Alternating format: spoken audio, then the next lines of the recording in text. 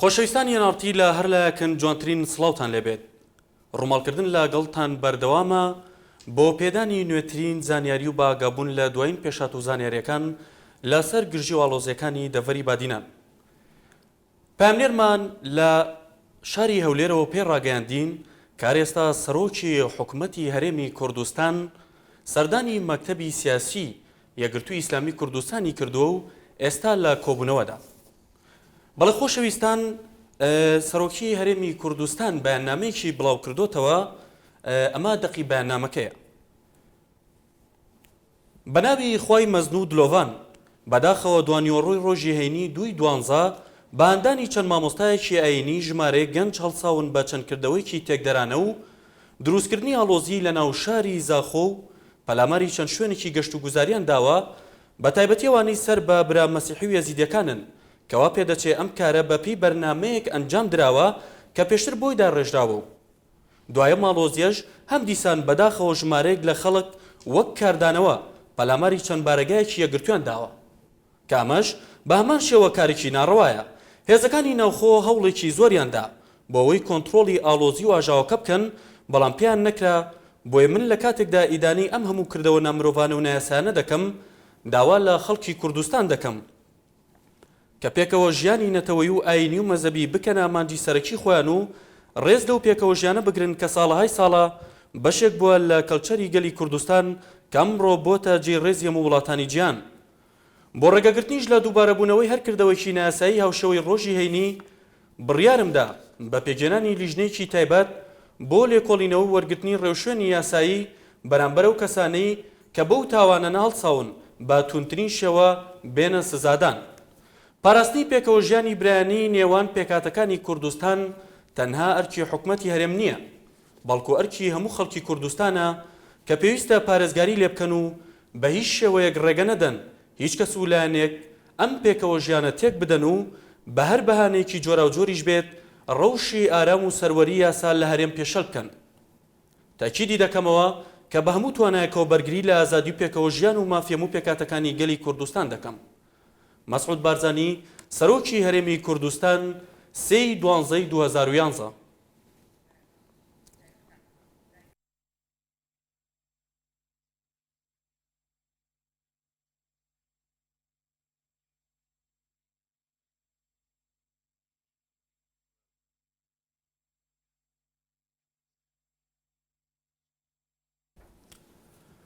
بەڵێ خۆشەویستان، بۆ گفتوگۆکردنی زیاتر لە سەرە و ڕۆژەی کاتۆ تاراوە ئاکۆ محەممەد سەرنووسەری ڕۆژنامەی ڕوودا و لە هەولێر لەگەڵماندایە. سڵاو لێ بێ و شەو باش کاگاکۆ.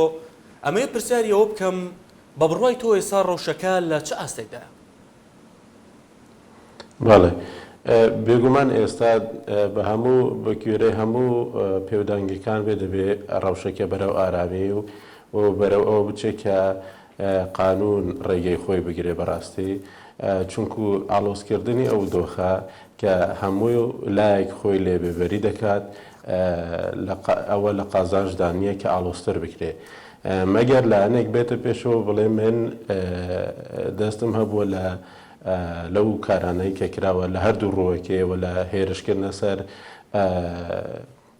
ئەو دوکان و شوێنانەی مەیفرۆشتن و مەساژ و ئەو دووبارەگای یەکگرتووی ئیسلامی کوردستان. بەڵام لەبەرەوەی هیچ لایەک چ دەسەڵات و چ یەکگرتووی ئیسلامی و چ پارتی دیموکراتی کوردستان خۆیان لە هەموو ئەو ئاڵۆزیانە دوور دەخەنەوە، پێویستە ئێستا ڕێگا یاساییەکان بگیرێتە بەر. و بەڕاستیش هەر یەکەم جاریش دەبایە دەستگا ئەمنیەکان ڕێگر بوانە لەوەی کە ئەگەر پلانێکی پێشوەختە هەبووە پێشتر ئاشکرا بکرێت و ڕێگەی لە بگیرێ و هەروەها ئەو هێرشانێکە کرایە سەر ئەو دووبارەگایش دەبا بە هەموو شێوەیەک ڕێگەی لە بگیرێت، چونکو ئەوانە هەردوو مەسەلەکە پەیوەستن بە ژیان و گوزەرانی خەڵک و بە ئەمنیەتی خەڵک و بە ئازادیە سیاسیەکان و ئازادی کاری سیاسی لە کوردستاندا. و ئەگەر بوترێتش کە دەستگا ئەمنیەکان نەیانتوانیوە ڕێگیری لەو حاڵەتە بکەن، ئەوە بەڕاستی پێویستە ئەو دەستگا ئەمنیانە بەرپرسەکانیان ڕوبەڕوو یاسایی بکرێنەوە لە دهۆک، چ بەڕێوەبەری پۆلیس بێت، چ بەڕێوەبەری پۆلیسی زاخۆ بێ، چ بەڕێوەبەری ئاسایشی دهۆک و زاخۆ بێت هەموو ئەوانم بەرپرسیارەتێکی زۆریان دەکەوێتە سەرشان و جگە لەوەش کە ئەو خەڵکەش چۆن بەو شێوەیە لەو کاتەدا لەو تەوقیتەدا هێرشی کردووە هەندێکیان ئامێری بڕندەشیان پێ بووە و هەندێکیان ئامری هێرشکردنە سەر ئەو دەستگانەشیان پێ بوو و نقطەکانیان بۆ دیار بووە هەموو ئەوانە شایانی لێکۆڵینەوەن دەبێ لێکۆڵنەوەیکی جددی بکرێت و دەبێ ئەنجامەکانی ڕابگەێنرێن نابێ وەکو لیژنەکانی پێش و وەکو لێکۆڵنەوەکانی پێش و ئەو ڕووداوە هەروە تێبپەڕێ چونکو بەڕاستی ئەوە پێشینەیەکی خراپە بۆ تێکدانی هەموو وەزعی ئەمنی لە کوردستاندا بۆ تێکدانی ژیانی هەموو خەڵک لە کوردستاندا هیچ کوردستان بەشێکە لەو جیهانە و لەو جیهانەشدا بەڕاستی پێشترێ لە شوێنێکی وەکو ئەفغانستانی سەردەمی تالیبان مەشروب و مەساژ و ئەو جۆرەشتانە مەمنوع بە ئەگینە لە هەموو سەردەمەکاندا و ئێستا لە هەموو جیهاندا ئەو شتانە ڕێی پێدراوە و مەیفرۆشتن بە قانون لە عێراق لە کوردستان شتێکی ڕێگە پێدراوە و مەساژکردن لە عێراق و لە کوردستانیش ڕێگە پێدراوە و هەروەها یاسای حیزبەکانیش ئەمنیەتی هەموو حزبێکی سیاسی هەموو بارەگایەکی سیاسی دەخاتە ئەستۆی قانونەوە لەبەر ئەوە بەڕاستی ئەوەی کە کراوە دەبێ ئێستا مەجرا قانونیەکەی خۆی وەربگرێ و لە شیعاراتی سیاسی دەربهێنرێتە دەرەوە و لەوەش دەربهێنرێت کە دەبێ تەنیا بە یەک ئاراستەدا قسە بکرێت کە بەدڵی فلان حیزبیان فلان حیزبی دیکە دەبێ بەو ئاراستەدا بێت کە دەبێ ژیانی خەڵک سەر و ماڵی خەڵک کار و پیشەی خەڵک و هەموو ئاینەکان پارێزراو بوون هەموو حیزبەکان بە هەموو ڕەنگەکانیانەوە ڕێگەی کاری سیاسیان ڕێگەی ممارەسەی کاری سیاسی ئەوانە و هەروەها بارێگەکانیشان دەبێت پارێزراو بن ئەوەی ببوورە ئێستا ئەوەیە کە دادگاکان و بکەونە کار و هەروەها ئەو لیژنەیە کە پێکی شێنراوە بە جددی قۆناغ بە قۆناغ ئەو لێکۆڵنەوەی خۆی پیشان بدات اینجا ئەوە پێوەست بێ بە هەر حیزبێکەوە بڵێ کاگاکۆ گەر جۆبیستی دەنگم بیت کاگاکۆ ئەگەر پلانێکە بووی بۆ هێرشکردنە سەر بارەگا حیزبیەکان لە هەر ڕوویەکەوە دەبێ ڕووداوەکان بۆ خەڵکی کوردستان ڕوون بکرێنەوە بۆ ئەوەی ئارامیەک بکەوێتەوە ناو دڵی خەڵک کاگاکۆ ببوورە ئەچمە لای فەرمان محەممەد پەیامنێرمان لە هەولێر پاشان ئەگەڕێم وڵاتان فەرمان سڵاو لێبێ و شەو باش ئەکرێ پێمان بڵیت ئێستادا چی هەیە؟ فەرمان سڵاوت لێبێ فەرمان سڵاو لە تۆش ئەکرێ پێمان بڵیت کە ئێستا ئێوە لە بارگای مەکتەبی سیاسی یەکگرتووی ئیسلامین لە شاری هەولێر دوای زانێریمان بیتێ و چی ڕوەدات؟ بەڵێ دوای ئەوەی ئەمڕۆ وەک بڕیار بوو ژمارەیەک لە دۆست و لایەنگرانی یەکگرتووی ئیسلامی کوردستان لە بەردەم بارگای یەکگرتووی لە شاری هەولێر خۆپیشاندانێک ئەنجام بدەن بەڵام دواتر لەلایەن هێزەکانی پۆلیسەوە و ڕێگەنەدا ئەو خۆپیشاندانە ئەنجام بدرێ بڵاویان پێکردو و ئێستا کەس ئێمە وەکو ڕۆژنامەنووسان ئێمە وەکو تیمی ئەنارتی چاوەڕوانی ئەو کۆبنەوەی نێوان سەرۆکی حکوومەت هێرێمی کوردستان و وەزیری ناوخۆ ئەندام و لایەنگرانی مەکتەبی سیاسی یەکگرتووی ئیسلامی کوردستان ناو کۆبنەوەکەن چاوەڕێی ئەوەی کە بێنە دەرەوە و ئەنجامی کۆبنەوەکەمان پێڕابگەێنن. بەڵێ فەرمان ئەمێ پرسیاری ئەو بکەم لە ڕووی ئەمنیەوە باری ئەمنی شاری هەولێر و ناوچەکانی دەوروبەری لە ئێستادا چۆنە؟ بەڵێ وەکەوەی کە ئێمە ئاگدارین ئەمڕۆ دیارە هەر لە دوێنێەوە دوای ئەوەی کە ئەم بارودۆخە لە دەڤەری بادینان هاتە ئاراوە لە هەولێری پایتەختی هێرێمی کوردستانیش بە هەماشەوە هێزانیەکان کەوتنە خۆیان و باری ئەمنی لە هەولێر وەکو پێشوونیە هێزانیەکان لە ئامادەباشیدانە و تەنانەت ئەو ڕۆکە ڕێگەنەدرات لە وەکو بینیمان لە ڕاگەاندنەکان و وێنەکان خۆیان دەدوان ڕێگەنەدرات چەند پەرلەمانتارێکی سەردانی بارگای یەکگرتووی ئیسلامی بکەن لە شاری هەولێر دیارە بارودۆخەکە تا ئێستاکە هەروەکو خۆیەتی هێزانیەکانیش لە ئامادەباشیدان لە کوچە و کۆڵانەکانی شاری هەولێردا تەوزێ بوونە. بڵێ فەرمان لە ئێستادا لە شاری هەولێر و لە ناوچەکانی دەوروبەری هیچ مجوڵێک هیچ ئەوەیەگەیە بەپێ ئەو زانیارانی ئێمە هەمانە لە ناحیە و دەوروبەری شاری هەولێردا بە هەمان شێوە دیارە کەش و هەوا نالەبارە وەکەوەی کە بەپێ ئەو زانیارانی هەمانە و لە دوایین زانیاری کە ئێمە لێ ئاگدارکراینەوە تەنانەت لە ئەنگرانی یەکگرتووی ئیسلامی کوردستان لە ماڵەکانی خۆیان نەیانتوانیوە بێنە دەرەوە یاخود ڕێگەیان پێنەدراوە لە ڕێگای مۆبایلەوە هەڕەشیان لێکراوە. بڵێ فەرمان محەممەد پەیامنێرمان لە هەولێرەوە سوپاس لە گەڵ هەبوونی هەر زانێرێکی نوێ وەردەگرینەوە. بەڵێ ئێستا گەڕێمەوە لای ئاکۆ محەممەد سەرنووسەری ڕۆژنامەی ڕوودا و لە شاری هەولێر. کاگا کۆمێ پرسیاری ئەو بکەم ئەو گرژی و ئالۆزیانی کە کەوتنەوە ئەو تونند و تیژانی کە کەوتنەوە ئایا ئەمانە ڕەهەندێکی سیاسیان هەبوو یان ڕەهەندێکی دینیان هەبوو؟ بەڵێ ئەوانەیە هەردووکی هەبوو بێت چون بەڕاستی تاوکو ئێستا ئەو دۆخە سیاسیی کە لە کوردستان هەیە تاوکو ئێستا بە تەواوی لە نێو جۆرێک لە ئەزمەی سیاسیدا هەستی پێدەکرێت ئەگەر بە دەرەجەی چەند مانگ پێش ئێستاس نەبوو بێ ئەوە لایەکی دیکە بەڕاستی ئەوەی کە دیارەکە بە چ شیعارێک و بە شێوەیەک هێرش کراوەتە سەر ئەو شوێنانەی مەیفرۆشتن و ئەوانەی کە مەساژکردن. نازانم کام حزبی سیاسی لە پشت ئەو هێرشانەوە بووە بەڵام دەبێ ئەوە کاری دەستگا ڕسمیەکان بێ کە ئەوە ئاشکرا بکەن کە ئەوە لە پشتەوەی ئەو هێرشانە چه هەبووە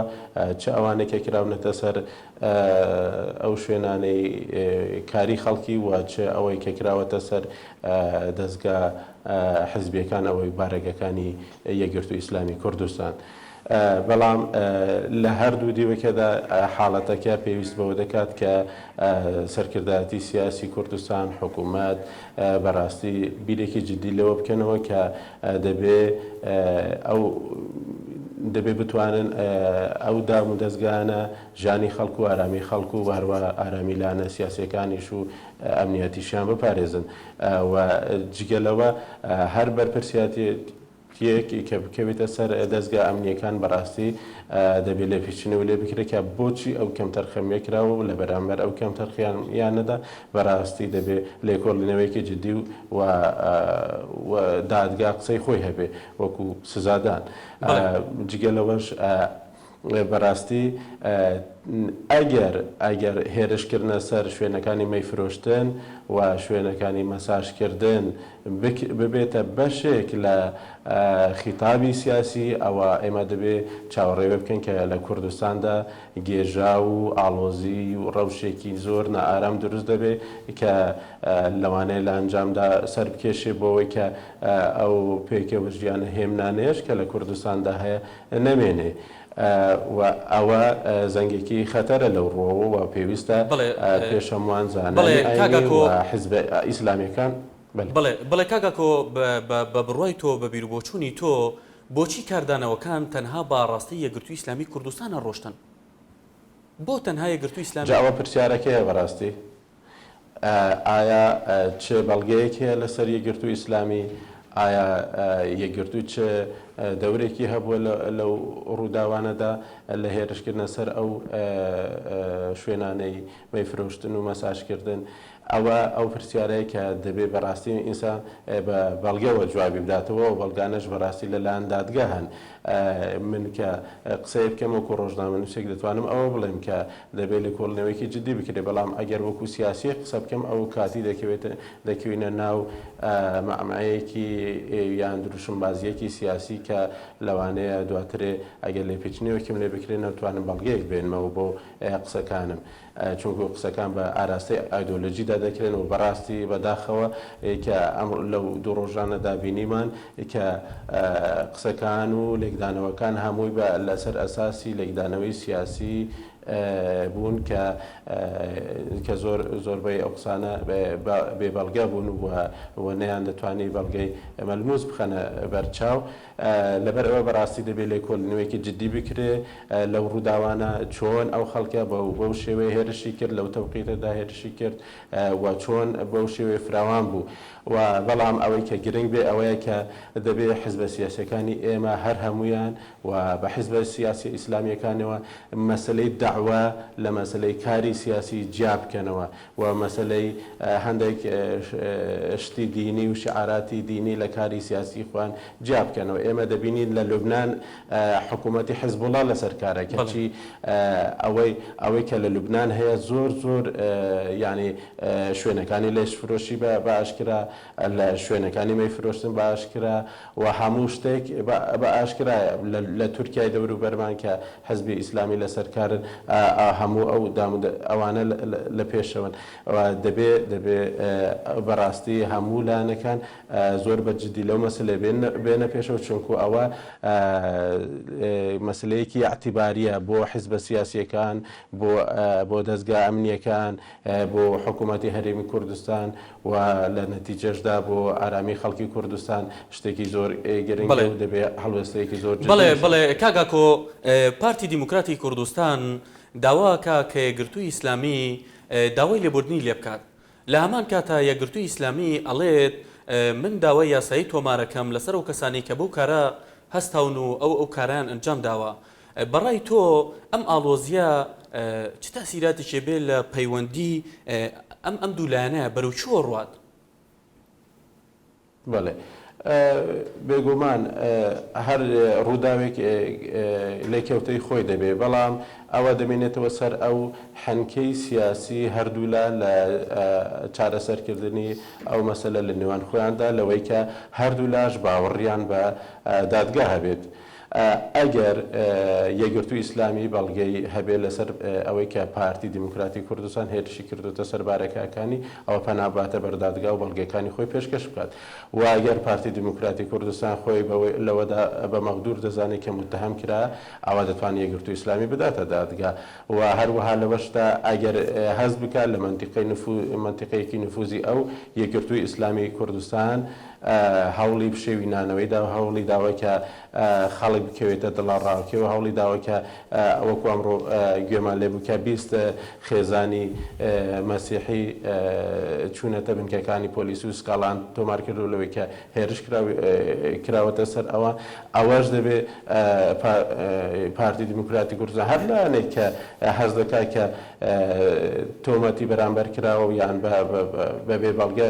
تاوانبار کراوە ئەوە دەتوانێت پەنابەر بباتە بەردادگا بەڵام یەک شت هەیە لە ئەنجامدا ئەویش ئەوەیە کە ئێستا ئەو دۆخە سیاسی کە لە کوردستان هەیە پێویستی بە مشتوماڵکردنەوەیە لە دوای ئەو هەموو تەنگیژەی کە لە چەند مانگی ڕابردوو لە کوردستاندا هەبوو ئێستا پێویستی بە مشتوماڵکردنەوەیەکی زۆر جددی هەیە و ئێستا خەڵکیش پێویستی بەوەی کە زیاتر ئەنجامەکانی وەزعی سیاسی و وەزعی ئیداری لە کوردستاندا ببینێ و چاکسازیەکی جددی بکرێت کە خەڵک بتوانێت ئارامەیەک بەخۆی ببینێ و ئەو گەنجانی کە وەرنەگیراون لە زانکۆ پەیمانگەکاندا لەوانەیە دەورێکی زۆریان هەبوو بێ لەو تونند و تیژانێک کە ڕوویدا دەبێت ئەوانیش بەڕاستی چارەسەرێکیان بدۆزرێتەوە یعنی چارەسەرێک بۆ ئەو کێشانە بدۆزرێتەوە زۆر جاران کە کێشە دروست دەبێت لە ڕووداوی زۆر بچووکەوە لە هاندانێکی زۆر بچووکەوە کێشەی گەورە دروست دەبێت ئەوەی کە هەیە ئێستا دەبێت لە کوردستاندا بەڕاستی حکوومەت بە تەواوی حکوومەتاتی خۆی بکات لەوەی کە پاراستنی سەر و ماڵی خەڵکو و ئەمنیەتی حزبە سیاسیەکان و لەوەی کە ڕەوشێکی ئارامی سیاسەتکردن هەبێت لە کوردستاندا. بڵێ کاگا کۆمەی دوا پرسیارم بە کورتیەوە بێت چارەسەر چییە و لەکوێوە دەست پێ بکرێت بۆ چارەسەرکردنی ئەم دۆخە؟ چارەسەرەکە ئەوەیە کە هەموو لایەک بەڕاستی پابند بن بە بەوەی کە شعاراتی سیاسی لە ناو ئەو دۆخەی تێکچەرژاوی کوردستاندا کە ناوچەکە هەمووی بەرەو گۆڕانێکی گەورە دەڕوات و بە تایبەتی کە لە سووریا ئێمە دەبینین بەرەو گۆڕانێکی زۆر جدی دەڕوا و زۆر لانی هەرێمی هەنە دەیانەوێ مەسەلەن هەرێمی کوردستان لەو دۆخە سیاسەتدا تەریک بکەن و بێهێز و بێکاریگەری بکەن لەو ڕۆوە دەبێت دیقەتێکی زۆر هەبێت و هەروەها دەبێت سلمی ئیجتیماعی نێوخۆیی بپارێزرێ و قانون سەروەر بێ. بەڵێ ئاکۆ محەممەد سەرنووسەری ڕۆژنامەی ڕوودا و زۆر سپاس بۆ بەشداریکردن.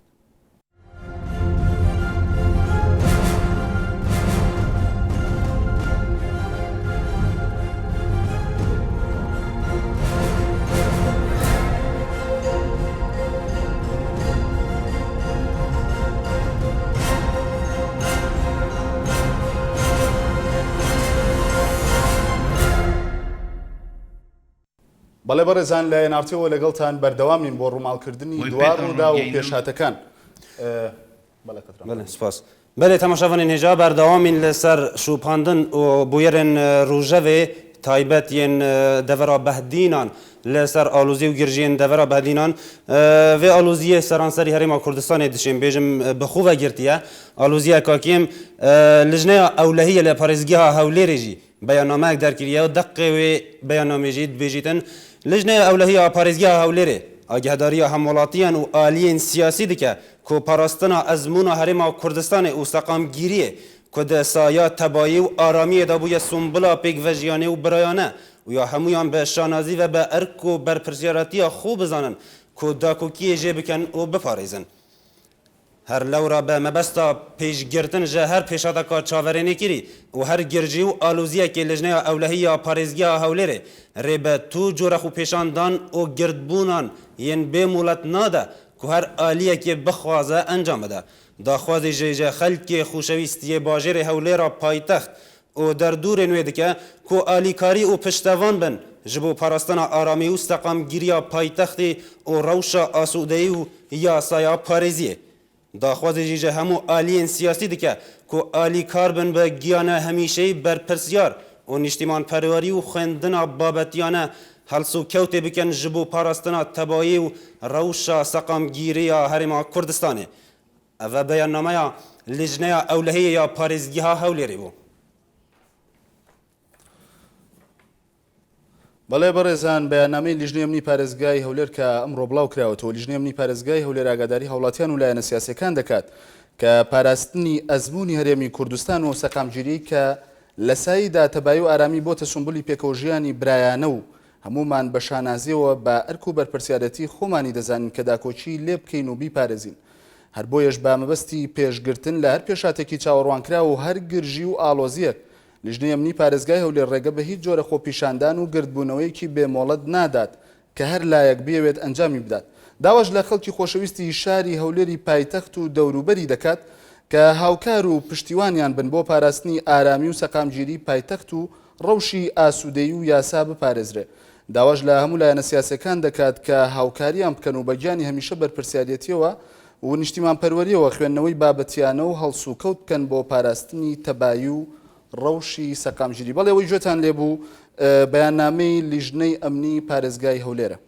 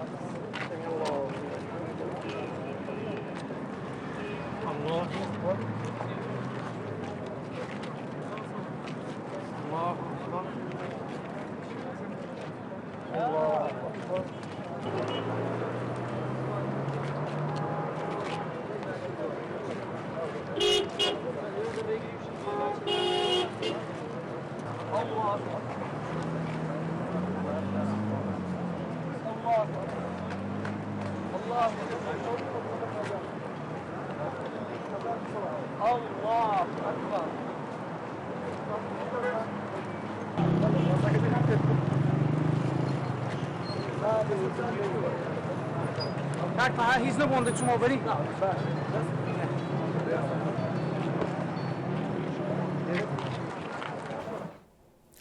بله تماشاوانین هجا انارتی بردوام لسر داوی پیشات او بویرن دکفن روجاوی لهرما کردستان به تایبتی جیل دورا بهدینان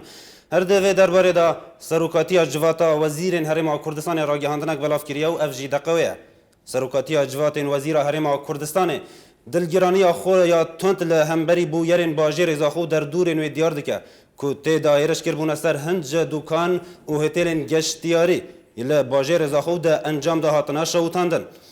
پشتی و یکی جی بارگه یک گرتوی اسلامی لوی دوری هاتا شوتاندن و که همو آلیک آگهدار روژا اینی پشتی کل منبرا چند مزگفت کن هانا خلکی هاتیه دان کو هرش بکنه سر جهن گشتیارین سنور قزازاخو کو پرانیاوان براین مسیحی و ازیدینه چند دستکن تک در پلامارا وان جهادانو به وسط میجی زراره که مادی یا زور بر به کاسب و بازار همولاتیان کفت و روشا باجری جی به تمامی تکچو و برینداربونا همولاتیان و هیزین پولیس انجیل پی بویا وی کاری به وی یکی نراوستی او هولدا همان کاری تکدرانه لزور جهندن ین وی دوری چه ببه ده انجام وی پشوی و تند و تیجی پلاما را بارگهن یک گرتو اسلامی کردستان جی هاتنا دانو چند بارگهن وی هیزی هاتنا شوتاندن دبیجه امجی جبلی کو ایدانا کرنا وان جورن تکدرانه داخواز دیکن کو تف آلیک دان به خدا بگیره و آلی کار به لحور کرنا روشه و داوی آنین به وی پشوان خواز راو ده همان دم داجی گرک سر پیچی کارن وان بویران به تندی و تیجی بین پلاماردان دکان و بازاران نکن ده گلوه یکیش دا ایرش نکن سر بارگه هنی یک گرتو و ببنه بردم دادگه و سزای قانوی خوور بگیرن حکومت هرما کردستان جاردن تکز دکه که دوه همو هیز و آلین ریز آزادی و دموکراسی و آرامی روش سیاسی هرما کردستان بگیرن و نابل دروی قانون روشوین دن بگیرن بر لجر هر بهیجت که دابه هرش بکنه سر بازار و کار و کسب همولاتیان ده همان دم داجی نابه تو بویرک بکنه سر پاسا و پلاماردان شوتاندن بارگه هیزین سیاسی حکومت هرما کردستان نرین و وسایه پارێزگاری آسایش و آرامی و آزادی یا هەڵسوڕاوین سیاسی ده چارچوبەیە قانون دا مافەکی یەکسان و ڕەوای هەموو لایەکیە و نابە سەرپێچی تێدا وەرەکردن ئەvە ڕاگەهاندنا سەرۆکاتیە جڤاتە وەزیرên هەرێما کوردستانê بوو دەربارەی داوی پێشات و ڕووداوên هەرێما کوردستانê بە تایبەتی لە دەڤرا بەهدینان ku çend cihên geştiyarî li Zaxo hatine şewitandin. بەڵێ قەتران بەڵێ لە بەرامبەر ئەو ئالۆزی لە هەرێمی کوردستاندا هەیە و بەتایبەت ئەو ئالۆزەی دەڤەری بادینان سەرۆکایەتی ئەنجومەنی وەزیرانی هەرێمی کوردستان سەبارەت بە ڕووداوەکانی شاری زاخۆ ڕاگەیەندراوێکی بڵاو کردوتەوە و تێدا دەڵێت سەرۆکایەتی ئەنجومەنی وەزیرانی هەرێمی کوردستان نیگەرانی توندی خۆی بەرامبەر ڕووداوەکانی شاری زاخۆ و دەوروبەری دەردەبڕێت کە تیایدا هێرش کرایە سەر هەندێک لە دوکان و هۆتێل و شوێنە گشتیەکانی ئەم شارە و لە ئەنجامیشدا سووتێنران دوا بە دوایەوەش بارگاکانی یەکگرتووی ئیسلامیش لەو دەڤەرە سووتێنران وەکەمو لە یاگاگەدارن ڕۆژێنی پاش ئەوەی لە منبەری چەند مزگەوتێکەوە هانی خەڵک درا هێرش بکەنە سەر شوێنە گەشتیارەکانی سنوورەکە کە زۆربەیان هیبرا مەسیحی و یەزیدەکانن چەند دەستێکی تێکدەر پەلاماری ئەو شوێنانەیاندا و بۆ هۆیشەوە زیانێکی مادی زۆر بەرکاسپی و بازاڕی هاوڵاتیان کەوت و دۆخی شارەکەش بە تەواوی شڵەژاو برینداربوونی هاوڵاتیان و هێزەکانی پۆلیسیشی لێکەوتەوە کارەکە هەر بەوەندەش نەوەستا و هەوڵ درا هەمان کاری تێکدەرانە لە زۆر شوێنی تری ناوچەکە دووبارە بکرێتەوە لە ئەنجامی ئەو پشێوی و توندوتیژیانەی کە پەلاماری ئەو توندوتیژیانە پەلاماری بارگەکانی یەکگرتووی ئیسلامی کوردستانیش درا و چەند بارگایەکی ئەم هێزە سووتێنرا ئێمەوێ ڕای ئیدانەکردنی ئەم جۆرە کردەوانە داواکارین کە هەموو لایەکدان بە خۆیاندا بگرن و هاوکار بن لە هێورکردنەوەی دۆخەکە و کۆتایی هێنان بەم پشێویە نەخوازراوە لە هەمان کاتدا دەبێت سەرپێچیکارانی ئەم ڕووداوانەوە ئەوانەی توندوتیژیان نواندەوە پەلاماری دوکان و بازاڕەکانیان داوە لەگەڵ ئەوانەی هێرشیان کردوتە سەر بارگاکانی یەکگرتوو بدرێنە دادگا و سزای قانونی خۆیان وەربگرن. حکوومەتی هەرێمی کوردستان جارێکی تر دووپاتی دەکاتەوە کە دەبێ هەموو هێز و لایەنێک ڕێز لە ئازادی و دیموکراسی و ئارامی و دۆخی سیاسی هەرێم بگرێت و نابێ لە دەرەوەی قانون و ڕێوشێنە ڕێگە پێدراوەکان لە ژێر هەر پاساوێکدا بێت هێرش بکرێتە سەر بازار و کار و کاسپی هاوڵاتیان لە ئەمان کاتیشدا نابێ هیچ ڕووداوێک بکرێتە پاساوی پەلاماردان و سوتاندنی بارگای هێزە سیاسەکان. حکوومەتی هەرێمی کوردستان بڕوای وایە پارێزگاری ئاسایش و ئارامی و ئازادی هەڵسوڕانی سیاسی لە چوارچێوەی قانوندا مافێکی یەکسان و ڕەوای هەموو لایەکە و نابێت سەرپێچی تێدا بکرێت. بەڵێ ئەوەی جۆتان لێبەوەی بۆتان خوێندرایەوە ڕاگەیەندراوی سەرۆکایەتی ئەنجومەنی وەزیرانی هەرێمی کوردستان بوو سەبارەت بە ڕووداوەکانی شاری زاخۆ.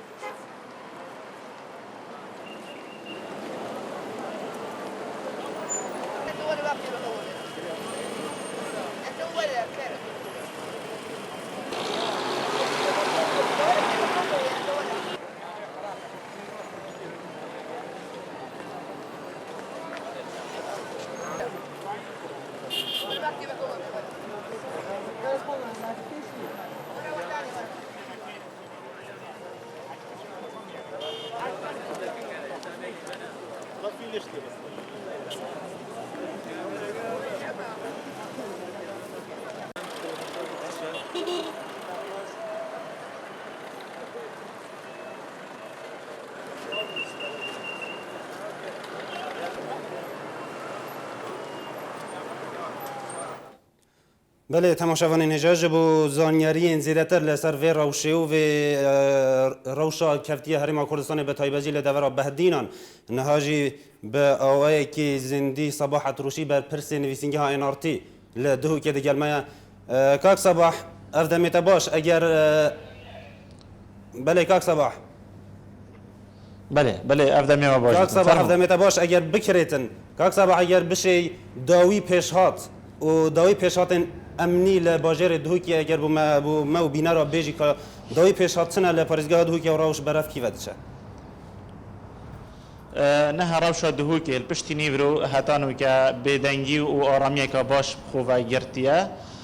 هیزن زیروانی و پولیس و آسایش کنترل که باش السرپارزگاه دهوکی کریه خلک ابروکه سپیده وره که قطابی زانکوی و قطابین آماده و یت پیمانگه ها سپیده چونه سرکارت خو زانکو همی ریوبرین کو افریکل شنبیه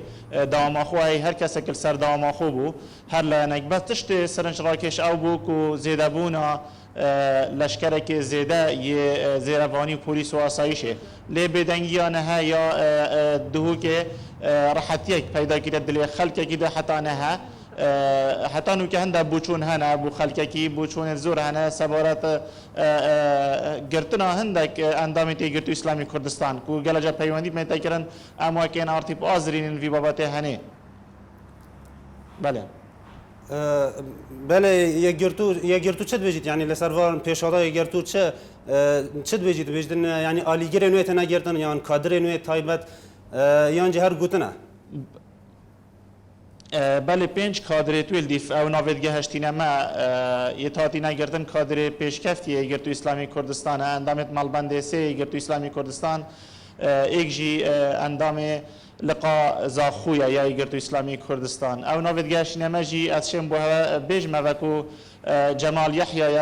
و سعید سلیمانه و صباح بابیریا و فؤاد بابیریا و دقل صلاح الدین ریکانی اف ناویدگه هشتینه ما بله کاک صباح وکیم آگهدار کو میوانک لاستودیا نهال دهوکی کارگر لقایک یه پارتیه اگر او بوما داوی پیشاتا بوما شروع کردن کاچنا داوی پیشاتا بله وگاف کد گلمه دا پرنگک زیندی برس خالد احمد کارگر لقایک پارتی دموکراتی کردستان بخیرات ناتت کن زر سپاس دشیب مدوای پیشاتی بیجمه کو پیشاتی این وگاف که الدهو که و پارتی چرول هبویت دوی چند دهنه دبو آرام کرنه جی کو خلیق ده بیشتن پارتی دست جیت ده هبو کو اف گرماتی و اف فوزای درست بیته و چند راستی تاخفنی تا چنه وک پارتی دموکراتی کردستان تبارت وان ریدانا بگمان اولایانه کو مفاجوه و کودانا ور بگریتن رنگ اول پشت وان کودانا بیتن اف کودانا به همیشه وکی بود جاتی کرنا پارتی دموکراتی کردستان بیه و پارتی دموکراتی کردستان وک حزب دا صلات داد همین رنگ اکید برجوان داوی دایا کو آرامی و سقامگیری و جیارا خلک دوری بشوی که جوان و رکوپیک در باز ببیتن لو ماجی اوید وان توانا دنا پال پارتی دموکراتی کردستان حقیقت بو و شرطنا توانا خوید و یکو مخابنی و حقیقت گلک کو اف کارت آجاوا گیرانه گلکت کرید بین گلک نشرین بین و حقیقت نبو وی سردمید زفرینه و نبو خلک دوری زفریته و کو پیچ رنگ کی ناوشی تا کو وکی بیجن نامو بین الدوره نامو بین الدوی خلکی لا ماجی ام سپاسیا خلک دورت کین کو تاریکار و هفکار بینه و پشتوانی و رول وان افریقا باجر دوکت آرامی و تناهی دا درباز ببی و پشتوانی همیلا یکی و خلک دوره آنها یا خود اف آرامی دیا بردوام و هر هبیت کی مفادار بوید وان بویارت هنیدا باشه وگاف که اگر تو ضررمنده هین پارتی جی خوب ضررمند بینن کیه مفادار افرودان و آگر بربون و سوتنا بارگایت اگر تو وی ضرر پاره مازن یدوا دو روجادا بخلقه کی کفتی و بارگاین سیاسیت حزبین وکی اگر تو اسلامی کردستان کفتی اوه وکی بیاننامه جناب سروکی و مکتب سیاسی جان بیاننامه مکتب سیاسی پارتی دموکراتی کردستان جی هاتیا بریاردان که لجنک بیتا یا وکولین بیتا درست کرن و اف لجنه دیشیتن گلک راستیا با رای گشتیا خلک کردستان و پارزگاه دهو که جی برچاف کتن فقط اف پیشاته به مقدمات نبینه و گلک مؤشرات جی داد واضح بینه چل روی ریخستنه و چل روی راگهاندنه و چش روی اداره کرنا قیرانه و کو لاین هبیه برنامه که ریخستی هبیه و اوه بو خلک کردستان جیا برچاف بیه او شوی تغطیه اعلامیه کانال یگرتو بو کری نشاد دادن کو پیش وقت حاضری بو هاتیا کرن و دیگل رویدانا بشکل که گلکی نمدنی و ندیموکراتی هاتا پیش تو وقت کی دا خلک زاخوب الهویت زاخود دانا نیاسین دم هیرشت کرد اثر دکان و ملک و مالت خلکی و جهد گشت و گذاری و افجی بحقیقت ویتن پتر مسئولانه و پتر پیشیارانه سر دلیل گل وی اکی کربای اوش لای راگهاندنه وش لای ریخستنه جیوه مقدمات دی بابتیه تاین و لجنا و کلینت شیتن دست پیکت بیاری و کلیتن و حتات گهتا انجام تمایی کرم چنه بسیار اکادی هر بار دوریواتی گلک خلق بیجیتن لقیه که پارتی بلد گل هوا داینه صباح اگر بگریت ولا یما مانوید او پرسیاره راستی میوانه کم بکید لکات یکدا هشتا لجنه تحقیق کان هیچ انجامی چند دز نکوتو هیچ تیگ گلاین بوتو بوچی یگرتو اسلامی لو دورات و مدبر دکرت دیف بسیار بجرمه کو میوان ما آگه هل بسیار نینه دبیجتن حتی نو که بحث کن کو افت مد بارنه دکش ندادگه و حتی نو که دادگه رول خو نرابویه و بود چیه گرتو تیتا تام بار کرن کو صوت ناوان جهن مشروبی و جهن می وخارنه رابوینه وکی من گویی اول برنامه که رخصتی زاخو دست بکرد مزگفته که در کتن و پیش وقت جی کار بو هات بکرن و زاخو هات و گو هستن بو سیمل و سیمل جی برنامه که قوت هبیا کو و گو هزن دهو که ل بهزت امناهی و پشتوانی خلکی ریل هاتا گرتن و هندک کریارین سنوردار سنتر پارزگاه دهو که جی هات نپیش ل جد الخوشی بی کو زی هات نه کنترل کردن و امکانه کو اف مقدمات وان ریدانا و قناغت پیشکتنا ویجی قناغ با قناغ خلک جیت شیتن حکمی سروی که بداتن کنه بچشه و راگهاندنا یا گرتو سر دلیل گل کر و خلک ویجی چوا اتناوان حتی نوکل دیو بریار سروی هرمی کو اف کسانه بنا روانه کردن بودادگه حتی نوکل دادگه یا بدنگ بویا بگمان هزت امناهی پرول خود رابن و امریکا یا گرینگ اوکو آرامی بگرده و بو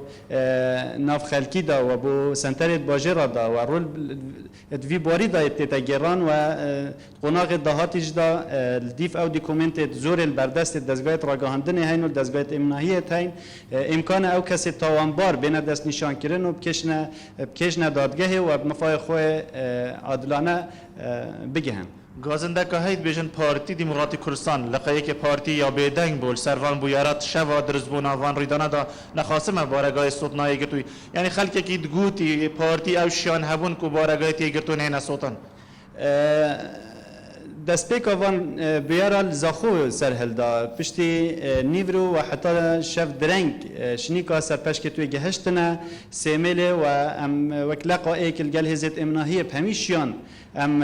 آماده بین که ضرر و زیان ملک و مال خلکی کم بکن و شنشکه کجی و اشلای خلکه کی و که ناینا نیاسین اف خلکه کیه دنگو باسوی که گهشتمه که برگایوان جی آگر وکتیه لی دیار بی اوان جی پیش وقت حاضری و ایکی کریه و برهویا خوبو کریه هر وکو پیش وقت وانزانیه که ده بیار گهته و قناغه و اوجی جه بسیاره و حیبتیه اجلای من بله صباح اگر بگرید ولا یعنی میگفت که بله صباح بەڵێ ئەگەر بگەڕێت تۆ لای بۆی پرسیارێکی تر ئاراستی میوانەکەمان بکەین وەک خالی داماژەی پێکرد دەڵێت کە خۆپشاندان بەرەو شوێنە گشتیەکان یاخود گردبوونەوە بە ئاراستی شوێنە گەشتیارەکان بە جۆرێک لە جۆرەکان ڕێکخرا و منەظەم بووە ئێمە دەپرسین لە کاکخالی دەمانێت وەڵامیەوەمان دەستکەوێت بە تەنها ئەو گردبوونەوانەی کە بۆ شوێنە گەشتیارەکان کرا ڕێکخرا و منەظەم بوو یاخود ئەوەی کە بۆ سووتاندنی بارگاکانی یەکگرتووی ئیسلامیش کرا هەر بە شێوەیەکی ڕێکخرا و منەظەم بوو بله بسیار بیجرمه داده بیجیت نکو تا بحثی هندی کر کو کاری که منظم بو صوتنا بارا بچنه صوتنا اف جهن گشت و گذاری صوتنا وان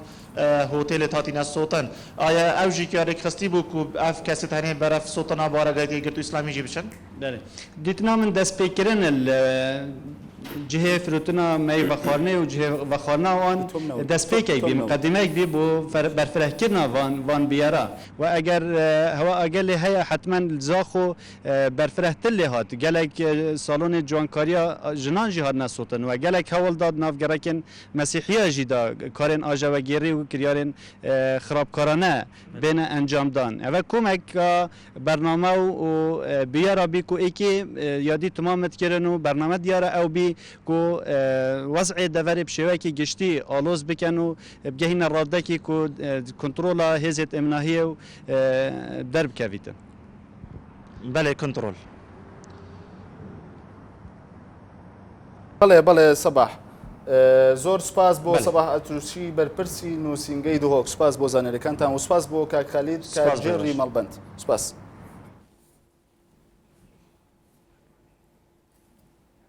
بەڵێ کاک خالید ئەحمەد کارجێڕی لقی یەکی پارتی دیموکراتی کوردستان سپاس بله تماشاوانین هێژا ئەم بەردەوامی لەسەر ڕووماڵکردن و پێشهاتên داوی yên devera bihedînan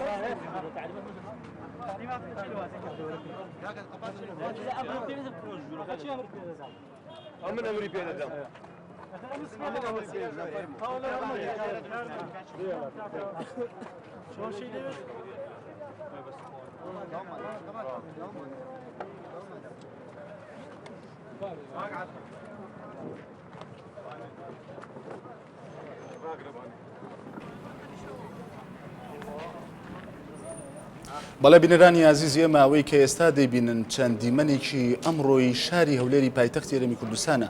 کە تیمی NRT بۆی وێنەگرتوون ئێمەش بە شێوەیە کە ڕاستەخۆ بۆی دەگوێزینەوە.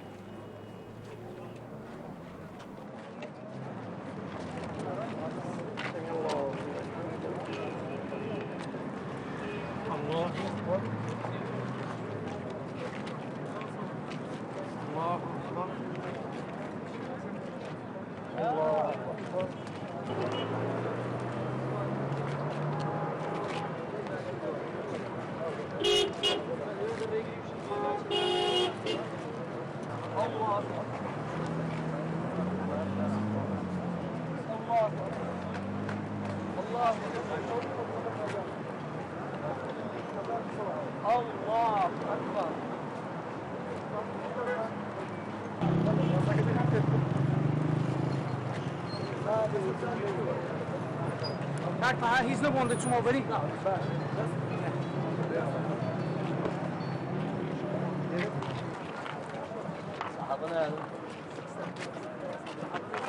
وين شو لك؟ وراح وراح شو ده؟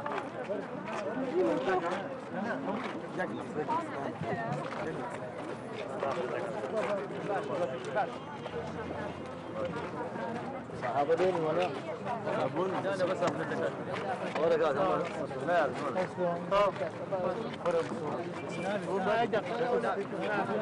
مسؤولين. كاكا.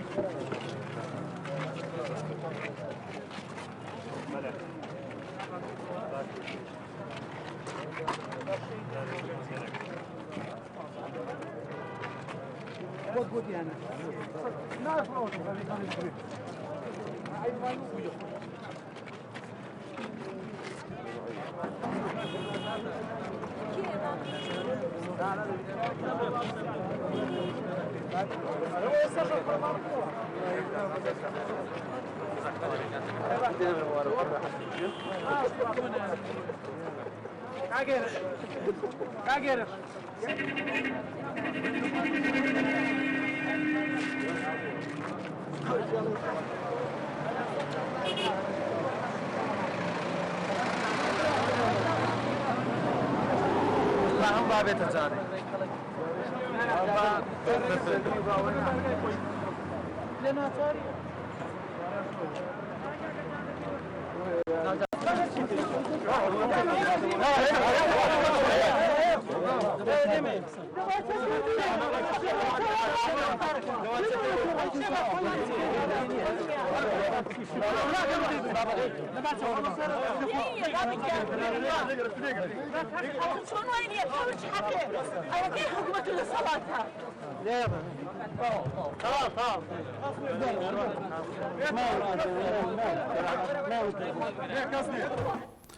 بەڵێ بەڕێزان ئێستش دەچینە لای ڕای چەند هاوڵاتیەک سەبارەت بە بارودۆخی ئەو ئاڵۆزانی لە هەرێمی کوردستاندا ڕوویان داوە.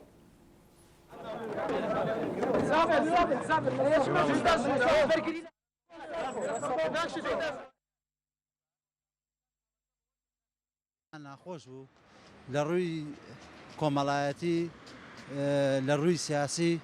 لەبەر ئەوەی کە حاڵەتەکە حاڵەتیش تەبیعی بوو بەڵام حاڵەتەکە لە ڕووی کۆمەڵایەتیەوە بوو بە حاڵەتێکی سیاسی ئەوەی کە زەرمەند بێ لەم وەزعی ئەوەیە کە زیاتر خەڵکی فەقیر و هەژار خەڵکی داماو یان ئەو برا پۆلیس و ئاسایش و پێشمەرگانە کەوتونەتە ئینزار بەڕاستی ئەمە کەم تەرخەمی دەسەڵاتە دەسەڵاتی کوردی بە فعلی ئەدای دەسەڵاتیان نییە وەکو دەسەڵاتێکی عادلی دادپەروەر ئەجینا وەکو ئەوەی بڵێ کە تەحقیقی دەسەڵات و مافی خۆیان بکە عیبیان نییە زۆر بێ کێشە و بێ تەکلیفن بڵێ هەستە لەوێدانیشە باین دێت ئەدگرن ئەدکاتە زیندانەوەی ئەعدام تەکا فەلاقەتەکە هەڵتەواسێ بەڵام بۆ ئەمنێتی وڵاتی کوردەواری کوردستانیش کاکە وڵاتێکی کوردیە کوردستانیش جێی کوردانە ئێمەش کوردین ئێمەش نیشتیمانی خۆمان خۆشەوێ ئێمەش حەزەکەین وڵاتەکەمان پارێزراو بێ بەڵام ئەمە مەهزەلەیە ئەمە گاڵتەکردنە بە مقدساتی ئینسان کە ڕۆژانە بە بەرچاومانەوە ئابینی گاڵتە بە شعوری تاکی کوردیە کرێ گاڵتە بە دەسەڵاتی کوردیە کرێ گاڵتە بە ئینسانیتی تاکی کوردیە کرێ بێگومان ئەویش بەشێکە بەڕاستی لە ئالۆزی و شێوەکان کە لە هەرێمی کوردستانە ڕوئەدا بەڕاستی ئەوەی ژی خۆیەتی بەرپرسانی ئەم وڵاتە کە زۆر ژیرانە مامەڵ لەسەر ئەم ڕووداوانە مامەڵی جوان و تێر و تەسەل بکەن چونکە بەڕاستی بچووکترین خەلە لە کوردستانە ڕووبدا دەسەڵات بەرپرسیاری یەکەمە چونکە ئەبێت دەسەڵات یەمەنی و ئاسایشی و ئەوە هەروەها ئاسوودەی خەڵکی دابین بکەن. بارەت بەو هەڵمەتەی کە یاخودە و سیناریۆ کەشفەیەکەوە لە سنووری دەسەڵاتی پارتیا دروست کرا ئەمە پێش هەموو شتێ من وایە ترسە لەو دۆڕانەی کە بەڕێگاوەیە لە ناوچەی سنووری زەرد و ئەم حیزبە پێمانەڵەیە و ئەم دەسەڵاتە لەو ناوچە پێمانەڵەیە من بە هیچ شێوەیەک دۆڕان قبوڵ ناکەم و من پێم وایە ئەمە ترسە لە دۆڕان لە هەڵبژاردننی پارێزاکانەوە لە دەستدانی ئەو سنوورەیەکەوە پارتی هەیمەنەی بەسەرا کردووە. ڕاستەکەی ڕۆڕەوەی کات لای پارتی دیموکراتی کوردستان ڕاوەساوە 2005-2011 هەر لە 1970 مەزراوە هەمان شتە دووبارە کاتەوە کە ئەو کەلتوری قبوڵ نەکردنی. بله تماشاوان اینجا برداوامی لسر رومال کردن و داوی پیشاتین هرما کردستان به تایبەتی اوی لدورا بهدینان چی بوی هر لسر وان بو یاران سروکاتی هرما کردستان جی بیاننامه بلاف کریه و افجی دقویه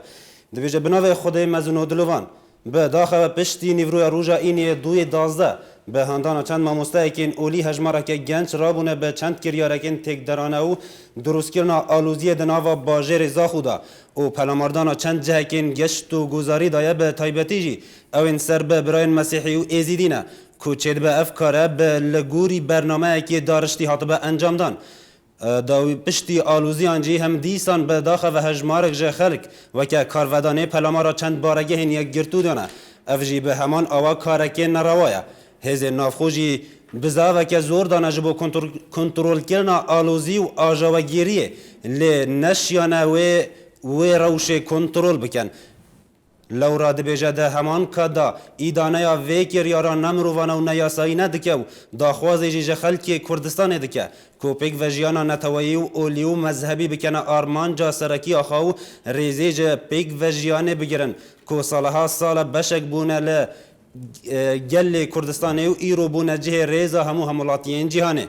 هر واحد بیجه جبوره گرتن ل دوباره بونا هر کریارکان نایاسایی هف آوای روژا اینی بریار دای به پیک آنینا لیزنه که تایبت جبو لیکولین او ورگرتن ریو شوین نیاسایی ل هم بروان کسین کو به وان تاوانان رابونه و به تونترین آوا بین سزادان پارستنا پیک و جیانا برایانه ده ناورا پیکاتین کردستانه تن ارکی حکومتا هرمینینه بلکه ارکی همو خلک کردستان یاو پیوسته پارێزگاری لی بکن و به تو آوای کیجی ری ندانه تو کسان و آلیان کوه پیک و جیانه تک بدن و به هر بهانه که جور به ڕەوشە ئارامی و سەروەریە یاسای لە هەرێمێ پێشێ نەکەن و تاکیدجی دکە کو بە هەموو شیانان و وێ بەرگریێژە ئازادی و پێکڤەژیانێ و مافێ هەموو پێکهاتەیەن گەل لێ کوردستانê bike. Ev rûnkirine û beyannameya Mesûd Barzanî serokê Herêma Kurdistanê bû li ser bûyerên li Zaxo û devera bihedînanê çêbûy.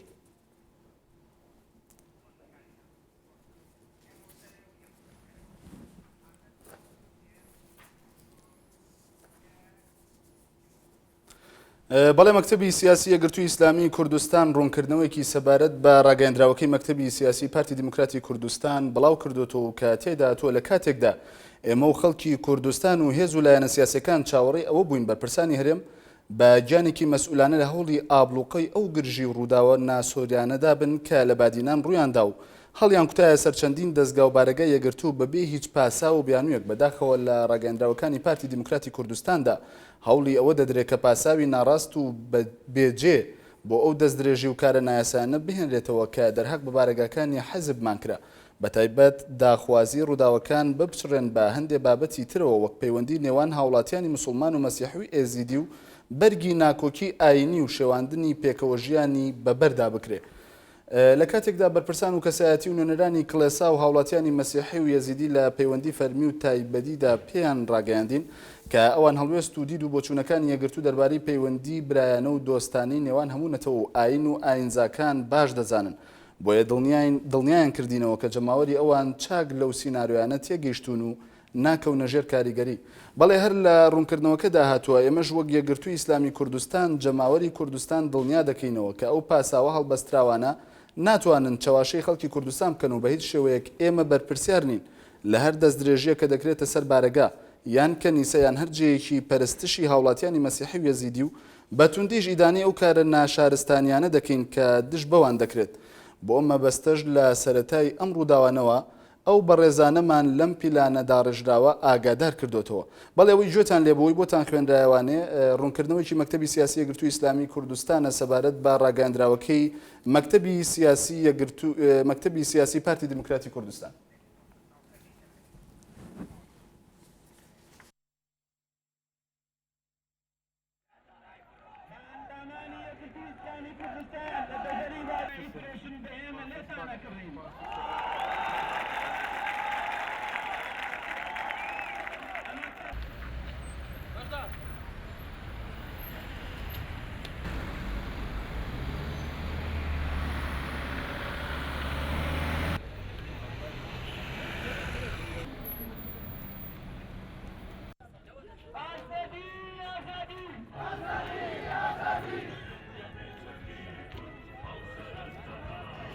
خانەکان لە هەرێمی کوردستان هەموو ئەو دەستە مەدەنیانەی ڕۆشنبیرانی سەربەخۆ کە بەوەم ئەزمانن لەگەڵ ئەو ستەم و نەعەدالەتیەی بەرامبەر بە بارەگاکانی یەکگرتووی ئیسلامی کوردستان لە بادێنان کرا. دوێنێ بادێن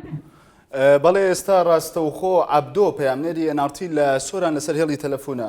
عەبدۆ سڵاو لێ بێگەر بکرێ دوا زانیاری و پێشاتەکانی سۆرانمان پێڕابگەێنیت. سڵاو لەوەیەوە و بینەرانی بەڕێزی ئەنارتیش بەڵێ دوا پێشاتەکانی ئەم شەوی شاری سۆران لە هەموو کۆچە و کۆڵانەکانی شاری سۆران هێزەکانی ئاسایش و پۆلیس بڵاویان پێکراوە. ئەمەش ترس و دڵە ڕاوکێکی زۆری لای هاوڵاتیان دروست کردووە. بەڵێ هیچ خۆ پیشاندانێک هیچ گرژیەک هەیە لەو دەوروبەرە؟ وەڵی باری ناسایی سۆران بە شێوەیەکی گشتی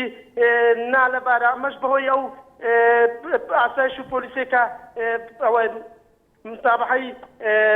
کوچە کۆڵانەکانی ئەو شوێنانێک کە مەیلێ ئەفرۆشێت یاخۆت فرۆشگای مەیلەیە لەو شوێنانە ئاسایش و پۆلیس باری ئەمنیەکەی ڕاگرتووە یاخۆت ئەتوانین بڵین شێوەکە بەحام لە سۆران ناجێگیرە. بەڵێ هیچ شوێنێک لەو شوێنە گەشتیاریانە یاخود لە دوکانەکانی مەیفرۆشتن داخراون یاخود پێیان داخراوە؟ نەخێر نەوەڵا دانەخراوە بەڵام تەنها لە کەمەک شوێن بەڕاستی دڵە ڕاوچێکی ئێکدا زۆری لە لای مەیفرۆشەکان دروست کردووە. ئەمەش بەهۆی بوونی ئاسایش و پۆلیس مەیفرۆشەکان داخراون بەڵام لە هەمان کاتیشدا ترس و دڵە ڕاوکێکی زۆری لای هاوڵاتیان دانیشتوانی شاری سۆران بەهام دروست کردووە. بەڵێ وەک باست کرد هیچ گرژیەک نییە چی ترس و دڵە ڕاوکی لە لای هاوڵاتیان دروست کردووە تۆ باز لەواکەی کە ڕەوشەکە ئارامەوە هیچ گرژیەک دروست نەبووە ئەوەی کە ترس و دڵە ڕاوکی لە هاوڵاتیان دروست کردووە چییە؟ بۆی ئەو پۆلیس و ئاسایشەی یعنی سیناریۆی هەمان عەبدەی شوباتە دەبینی لە هەر کوچە و کۆڵانێک ئاسایش یاخود مەپرەزەکانی هێزەکانی ناوخۆ لەسەر جادە ڕئیسەکان و شوێنە گشتەکان دانراون. بەڵێ عەبدۆ سپاس بۆ زانیاریەکانت. بله تماشاوان نجا لگور داوی زانیارین که گهشتنما هر ایش افجی لناحیا زاویتا جایی که گشتیاری هاتیه شوتاندن افجی نرازیبون خلکی لپی بویا. بەڵێ وەک هاوکارم قەتران ئاماژەی پێکرد لە ناحیەی زاوێتە شوێنێکی گەشتیاری هاتووەتە سووتاندن.